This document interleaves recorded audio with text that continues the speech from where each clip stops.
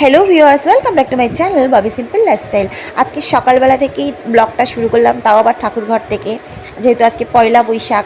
আর দেখো ঠাকুরঘর ঝাড় দিয়ে মুছে নিলাম ভালো করে, এই কোনা ও কোনা ভালো করে কোনাগুলো পরিষ্কার করে নিলাম।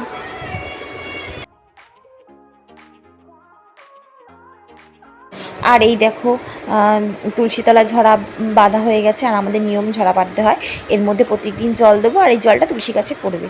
আর আমি স্নান টান করে চলে এসেছি। আর এই দেখো এই ড্রেসটা পরেছি, কেমন লাগছে আমাকে অবশ্যই কমেন্ট বক্সে বলো।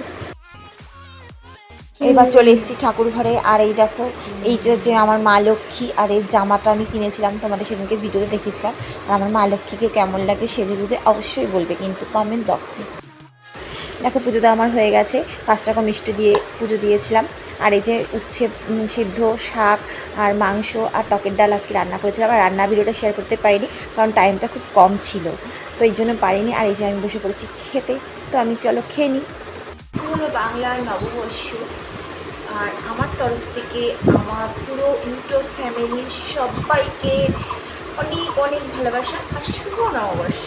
আজকের দিনটা সবার খুব ভালো কাটুক, আর আমার ভালো কাটছে।